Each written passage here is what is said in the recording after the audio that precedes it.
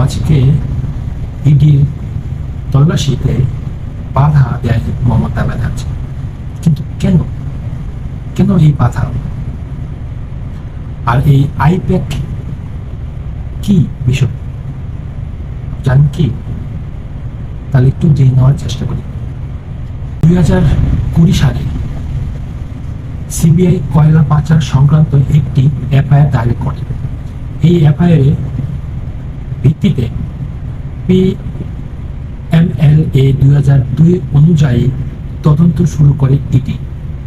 প্রায় 2742 কোটি টাকার আর্থিক লেনদেনের মামলায় তদন্ত করেছে কেন্দ্রীয় তদন্তকারী সংস্থা। তাদের অভিযোগ যে এই টাকার একটি অংশ বা হাওয়ালা মারফত আইপ্যাকের কাজে ব্যবহৃত হয়। সেই মামলার সূত্র দিল্লি ও কলকাতায় 10টি জায়গায় তল্লাশি চালানো হয়। তার মধ্যে ছিল প্রতীকের বাড়ি এবং সল্টলেক সেক্টরে 5 সংস্থার দপ্তর, যেখানে ইডির এই তল্লাশি অভিযানের সময় মমতা ব্যানার্জি বাধাগ্রস্ত করেন।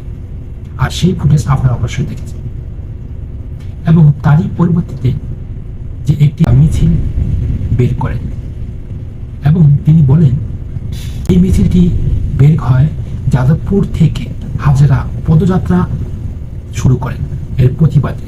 এবং মুখ্যমন্ত্রী বলেন কোনো অন্যায় করিনি। এখানে দর্শক আমার একটি প্রশ্ন, যদি অন্যায় করে যদি নাই থাকে তাহলে যখন ইডি তল্লাশি, তাহলে কেন এই তল্লাশিতে বাধাগ্রস্ত করে মমতা? অবশ্যই কিছু রয়েছে। আর যদি কোনো অন্যায় বা কোনো কারচুপি নাই হয় তাহলে অবশ্যই ইডিকে তল্লাশি অভিযান চালানো সহযোগিতা করা প্রয়োজন, কিন্তু তা আমরা দেখি না, তা দেখছি তার উল্টোটা। তো দর্শক, এবং পরবর্তীতে কি আর দেখতে পাবো এই পশ্চিম বাংলা মমতা ব্যানার্জির, আর কি কি করতে পারে তা আমরা লক্ষ্য করবো।